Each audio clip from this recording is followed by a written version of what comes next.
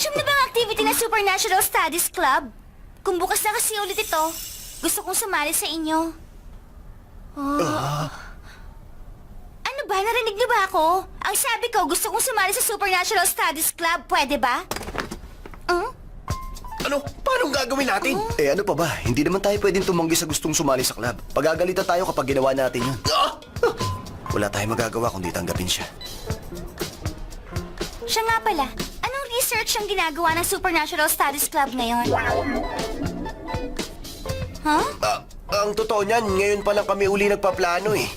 Sumali kami pero ang totoo niyan, wala naman talaga kaming alam sa supernatural phenomenon eh. Ha? Talaga? Totoo ba yun? Kung ganun akong bahala dyan. Dahil ako, kaya ko magbali ng kutsara. Tingnan nyo. Tingnan nyo maigi, ha? Ha? Sigurado ka ba? Okay na. Kitams, nabali ko na. Paano? Pinersa mo eh. Ipapakita ko naman sa inyo ang UFO na to na napicturean. Ano naman nakikita ng babaeng to? Heto mas malupit. Ang Materi Stone na nagmula pa noong Mesopotamian Civilization. Pero parang malaking graba lang ang isang ito ah. Ipinakita ko sa inyong lahat yan dahil espesyal kayo para sa akin. Sa susunod, hayaan ko kayo mahawakan ng matagal ang mga collection ko. Okay. Sige, next time na lang. Nakakabalik din ang grupong ito, no? Si Shiraishi na honor student at #1 ngayong taon. Si Miyamura na nasa student council. At si Yamada naman, wala lang. Bakit sa akin wala lang? Magiging super busy tayo mula ngayon. Oh? O sige, babalik muna ako sa classroom, ha? Mamaya uli! May diferensya ba ang babaeng yun? Bakit ganun yun? Paano na? Anong gagawin natin? Sa itsura pa lang nun, tiyak ako. Mahihirapan tayong ipaliwanag na kwarto lang ang kailangan natin at hindi naman talaga club. Hindi naman pwedeng malaman niya ang sikreto nating tatlo. Siguro, wag ka nalang pahalata na may kakayahan kang makipagpalit ng katawan. Yun ang pinakamagandang gawin. Palagay ko, magpanggap na lang tayo ng miyembro ng club na interesado sa supernaturals. Ipakita natin sa kanya ang ganun. Oo nga, kaya lang. Pakitulungan naman ako, Yamada! Teka! Ano ba yung inakot mo rito? Gosh! Tingnan mo nga ang kwartong ito. Sa tagal lang hindi ginamit, nagbuka ng bodega. Kaya maglilinis ako. Ha? Tingnan mo nga ito, oh. Mukhang kailangan ko rin ayusin ang mga gamit. O ayan, Yamada. Dalhin mo na sa labas yan. Ha? Bakit naman ako? Aba, club member ka, di ba? Tungkulin mo linisin ang kwarto. Sundin mo na lang siya para magamit niyo na tong kwarto. Pampihira. Huwag sanang mauwi sa problema ito. Pampihirang babae yun. Ako patuloy na napagod. Ngayon pa kung kailan na may magagamit na kaming kwarto. Kapag nandun siya, edi hindi na kami makakapagpalit ni Shiraishi. Ha? Ang mga pangalang ito ang kukuha ng supplementary exam. Teka, pangalan ko nakasulat ah! Naloko na exam ko na pala ngayon! Hoy! Naitapon ko na yung mga... Nasaan na yun? Umalis na ba siya?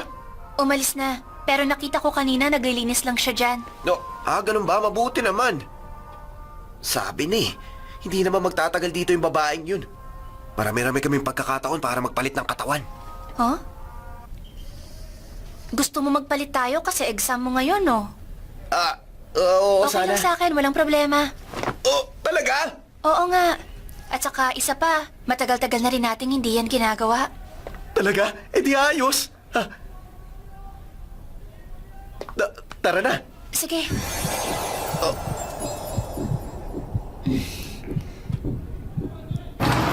Hoy, Yamada! Tinapon mo na lahat ng basura? Huh? Oo naman. Please naman, oh. Hanapan mo ako ng basahan, ha? Ha? Basahan naman ngayon? Sige na, sakyan mo na lang. Hoy, ito ng basahan mo. Oh? Huh? Lumabas uli siya? Tara, hanggat wala pa siya. Yamada! Yung basahan! Nandyan! Hanap ka naman ng floor wax, oh. Maglalampaso ako. Nasaan yung floor wax? Pahingi ng banda ng tubig. Bakit lagi ko na ulit ang basura? Naibigay ko na lahat sa kanya. Wala na sigurong istorbo. Ano ba? Pwede ba tigilan mo na nga ako? Ibig sabihin, hindi pa rin pala kayo nagpapalit. Huwag mo nalang ipilit kung hindi talaga uubra. Hindi ko pwedeng gawin yun. Namimiligro ang grades ko ngayon dahil sa exam. Subukan mo na lang kayong mag-aral. O, Yamada! Naitapon mo mo na ba yung basura? Siya nga pala, Ito. Meron akong isang importanteng trabaho na ipagagawa sa'yo, okay lang? Huh? Ano yan? New member registration? Oo nga pala, nakalimutan ko ito, ha? Sige, ako na mag-aabot dito sa student council. Hindi. Dali mo na yan ngayon. Kailangan ko na kagad yan. Sige! Dahil dyan, magtatagal siya sa labas. Napakadaldal pa naman ni student council president natin. Sa palagay ko nga, makakabalik siya rito pagkatapos pang tumunog ng warning bell. Ang galing mo talaga, Miyamura! Pero syempre, pampatagal lang naman yun. Hindi pa rin natin siya pwedeng tanggihan na sumali sa grupong ito, no? Sige na, Yamada. Gawin na natin. Magsisimula ng klase. Oo, sige. Sa bagay na yan, mukha ngang wala nang ibang lugar na pwede yang gawin.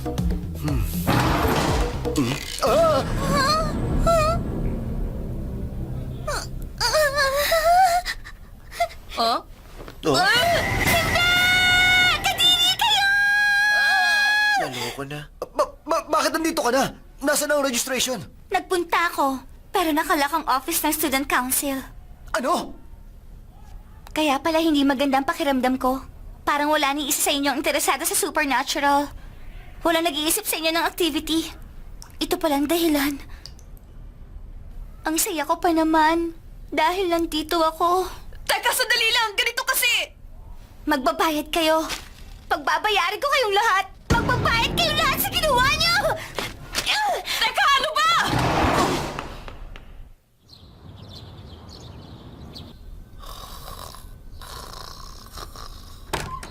Gising na, kuya. Malilate ka na naman sa school. Ay. Buti na lang nandyan si Shiraishi, kundi bagsak ako sa exam. Istorbo lang tong si Ito eh. Ha? Ano kaya to? Totoo daw yan eh. Hindi naman ako naniniwala. Ha? Ano kalokohan to? May nakakita raw na naghahalikan si Yamada at Shiraishi. Kalokohan yan. Baka may relasyon yung dalawang yun. Malabo yun. Ano? Hindi naman ako naniniwala dyan kasi sa akin may gusto yang si Yamada. Oh, talaga? Hay nako, hindi nyo lang alam kung paano niya ako pinagtanggol ng isang araw. Uy, nabasa niyo to! Sinayama daw at Shiraishi nag-kiss, oh! Pabira, meron pang flyers! Akin na kaya! Akin na yan! Akin na yan! Buisit! Wala na sa kontrol ang nangyayari. Sino naman kaya may gawa nito? Teka, wag mo sabihin na kalimutan mo na ang nangyari kahapon. Oh, ikaw? Sinabi ko naman sa inyo, di ba? Na pagbabayaran ninyong lahat ang ginawa niyo sa akin. Ngayon, ako naman. Ito! Ikaw ang may gawa ng lahat ng to! Gusto kong malaman mo, hindi mo ito basta malulusutan. Ano ka mo? Bahala ka na dyan. Pagsisisihan mo na lang ang ginawa niyo sa akin pag naloko. Huh? Buisit! Kapag hindi ko to napigilan, kakalat ang kwento. Totoo kaya ang kwento? Ang masama, lahat ito, babagsak lahat kay Shiraishi. Akala ko naman kung anong dahilan na at pinatawag mo ako rito. Yun pala, gusto mo lang i-atras ko ang pagkalat ng balita? Oo. Pwede ba? Wag akong ganyanin mo! Alam mo, hindi mangyayari yan dahil lang nag-sorry ka. Ganun ba? Sinasayang mong oras ko. Alis na ako. Pues hindi ako papayag na umalis ka na lang dito basta. Kung lalabas ka ng kwarto, kailangan mo akong halikan.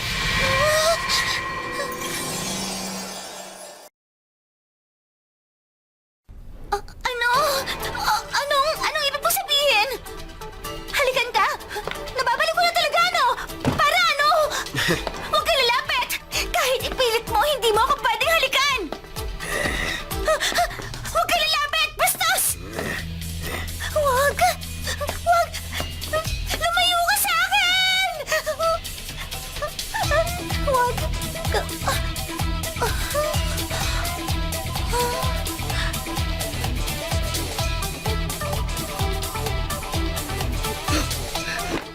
Anong nangyari? Anong ginawa ko?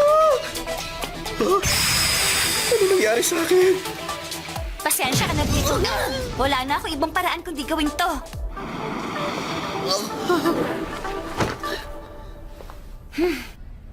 Medyo nasaktan lang kita, kaya pasensya ka na muna sa akin, ha? Grabe ang ibig sabihin. Pwede pala ako makipagpalitan ng katawan kahit na kanino.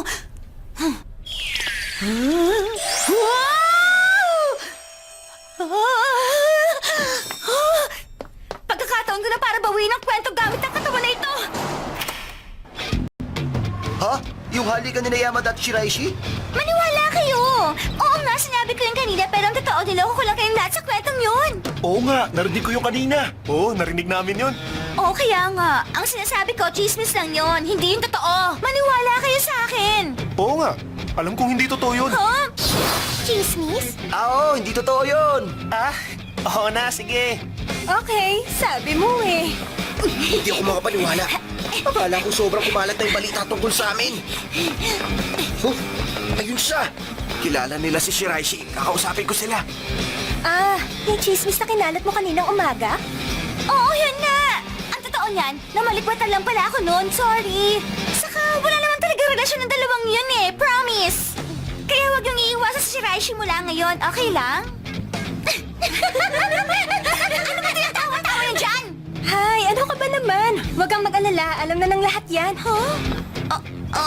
Anong ibig mo sabihin? Hindi mo na kailangan mag-alala. Kasi wala namang naniniwala sa chismis na kinalat mo sa buong campus. Ha? Sinabi mo rin nung isang araw na may aliens dito sa school, hindi ba?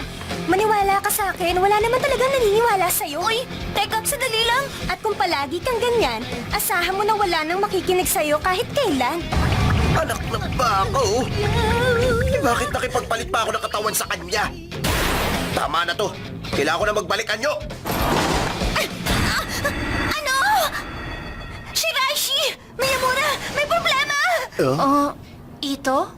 Bakit? Tulungan niyo ako! Nawawala siya! Hanapin natin! Teka, sandali lang muna ito. Wala kaming alam sa nangyayari. Ipaliwanag mo. Hay! Pambihira! Doon tayo sa kwarto mag-usap! Dali! Pero hindi ko inaasahan na pwede kang makipagpalit ng katawan sa iba, ha? Oo nga. Pero ang plano ko lang sana bawiin yung kwentong ikinalat niya kaninang umaga sa campus. Pero kilala mo naman ang pagkatao ni Ito na sinungaling, di ba? Kaya walang nakikinig sa mga kwento niya. Oo nga. Pero bakit iniiwasan ng karamihan si Shiraishi? Ayoko naman mangyari yung ganun. Oo nga. Hindi ko pa ba nasabi sa inyo? Magkakaroon tayo ng achievement test. Kaya naman, walang pwedeng kumausap sa akin ngayon. Hindi nga. Totoo. Ganito kasi yun. Nung nagpalit kami ng katawan, iniwan ko lang siya dyan na natutulog. Sinigurado mo ba na nakalak ang pinto dito? Nakalak! Sure ako! Baka naman, sa bintana siya nagdaan. Sa bintana? Palagi ko kakayanin niya yun gamit ang katawan mo. Teka, ano ako? Si Superman? Kung nakalabas nga siya, ano naman kaya ang gagawin niya? Sandali! Hindi naman kaya! Hoy! Yamada! Buisit! Saan kaya nagpunta ang babaeng yun? Siya nga pala, bakit ganun kumilo si Yamada? Grabe, sobrang tagal niya sa harapan ng salamin kanina. Ang weirdo na nga eh. May problema ba doon? Uy, makinig kayo sa akin! Napansin nyo kanina? Parang may pinapractice na kilos kanina si Yamada. Galing akong kalawakan para supuin ang kasamaan. Ay, hindi. Ako ang hukom ng mundo. Parang hindi pa rin magaling. Ano ginagawa mo nagpapakahiro? Nung nakita ko nga, na-shock talaga ako eh. Huwag niyo sabihin, nakita ko talaga siya. Nagpa-practice ng finishing move niya. Supersonic Fist! Plasma Headbutt! Crashing Tornado Kick! Tigilan mo na yan! Hoy, Yamada! Miyamura, Sinubukan ko na rin ikutin ng buong eskwelahan. ano nangyari? Ay, wala siya eh. Sa tingin ko, kailangan muna natin pag-aralan ang buong sitwasyon. Sana nga ganun talaga. Sigurado ako dyan. Mukhang hindi niya naman ikinuwento ang palitang naganap eh. Sa palagay ko, may aayusin siyang insidente gamit ang katawan mo. Parang gano'n na nga ang plano niya. Ganito, Yamada. Alamin mo kung anong meron kay Ito. Sige. Halika na, tutulungan kita. Teka, sandali lang. Ano ba ginagawa mo? Miyamura, tumigil ka Halika nga. rito. Ako nang titingin, Sandali sandali lang. lang. Ibuka mo yung binti mo, dali. Ka dyan, ano ka ba? Aray! Cellphone? Huh? Tingnan niyo, oh. Iyan na yun. Sabi ko na nga, be. Sigurado ako, diyan pupunta ngayon si Ito. Bakit naman niya gagawin yun? Yamada, tingnan mo yung susunod na text. Oh, billing statement na ng mga item na pinapakita niya sa atin, ha? Sa palagay ko, naloko siya sa pinagbilhan niya. Panloloko talaga to kahit nasaan mo Ang tingnan. pinagtataka ko, bakit gustong-gusto niya magkaroon ng mga ganyang bagay? Oo. Dahil siguro sa hilig niya sa supernatural. Oo nga, nandun na tayo.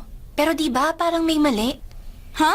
Dinala niya ang lahat ng ito sa school at sigurado ako na may dahilan siya kaya niya ginawa yun. Sa palagay ko, binili niya ang lahat ng yun dahil meron siyang gustong gawin. Merong gustong gawin? Hoy, Yamada! Nababaliw ka na ba, Yamada Ryu? Ikaw rin ang may kasalanan kaya ganyan. Sino ba naman ang mag-aakala na ang isang Yamada pala ay duwag? Kawawa ka naman. Nakakaawa nga siya, no? Ha? Ikaw pala yan, Ito. Tagal na kitang hinihintay, ah. Ano ba ang papel nito sa'yo? Bodyguard mo? Talaga lang, ha? Ngayon, kailangan mo na akong bayaran sa utang mo. Hindi! Ano sabi mo? Hindi ko na kailangan ng mga peking yan. Kunin mo ng lahat. Hoy, hoy! Ano ba to sa akala mo, lokohan? Ibinenta ko sa'yo yan dahil ang sabi mo sa akin, kailangan mo yan. Sabi mo, gagamitin mo yan para magpasikat sa school, di ba?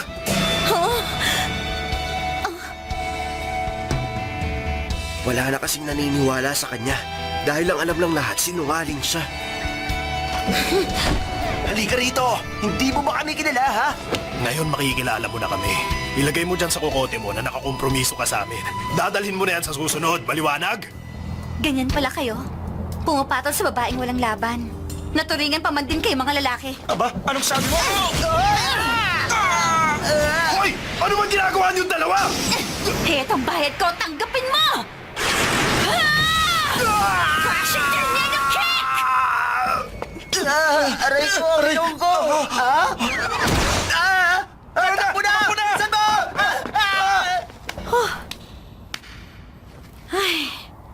Kawawa naman ito. Sorry talaga. Kasi naman, nagkamali ako ng akala sa inyong lahat. Sorry sa pagkakalat na maling kwento. Sorry. Kalimutan mo na yun. May kasalanan din kami sa'yo kasi hindi namin pinaliwanag sa'yo ang lahat. Pero ang lakas ng loob mo makipag-away sa mga lokong yun, ha? Aray ko. Akala ko kasi magugulpi ko sila gamit ang katawan mo eh. Hindi lahat ng away pwedeng daanin sa katawan ko! Hindi ko naiintindihan ang ibig mong sabihin. Okay, sige. Aalis na ako rito. Paalam na. Ha? Hoy, sandali! Salamat sa lahat na nangyari. Sandali lang muna. Ngayon alam mo na lahat ng sikreto namin. Hindi ka namin papayagang umalis ng grupo. Kaya ngayon, Ito, miyembro ka na ngayon ng Supernatural Studies Club.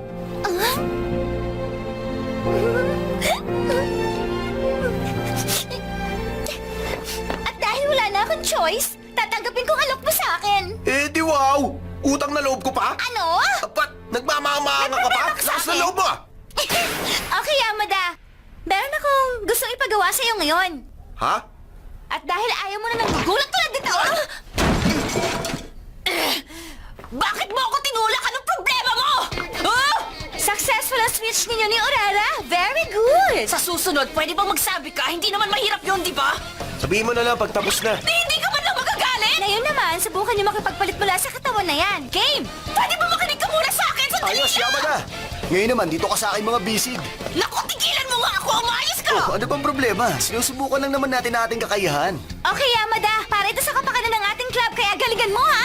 Ay, oo, sige na. Payag na ako, basta para lang sa research to, ha? Oo nga. Wow! Ang exciting nilang tignan. Pero ang totoo niyan, sila Yamada at Miyamura nag-ahalikan. Pambihira, ano? Tumawid ako mula kay Shiraishi papunta kay Miyamura. Ibig sabihin... Ay, Yamada? Cute ba ako sa paningin mo? Pwede ba? Huwag mo ang gawin yan dito, nakakatiri! Please lang naman, oh! Sorry, pag-iisipan ko muna to. Ay, naku, magtiwala ka nga muna sa akin. Mastery ko ang switching. Bakit ba kasi hindi na lang kayo makinig sa akin, eh? Masyado pang maaga para sumuko. Ayos! Nandito ako ngayon sa katawan ni Miyamura. Ang galing! May supernatural phenomenon sa loob ng shorts ko! Baliw! Meron din ganyan kanina nung nasa katawan kita. Okay, ang susunod na combination ay sina... Okay, tayo na. Oo. Grabe, ang bilis ng kabog ng dibdib ko. Pareho silang babae, pero sa loob, parehong lalaki. Ganda rin pala ng katawan nitong si Ito, ha? Pwede ba? Huwag mo namang hawa-hawakan yan! Ayos! Eto ulit tayo! Kailan ba matatapos to? Supernatural Studies Club. Ang balita ko si Miyamura ang president ng club na to.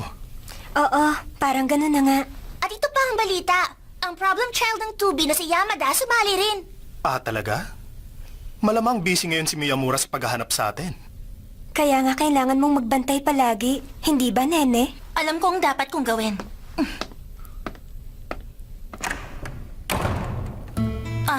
Ushio?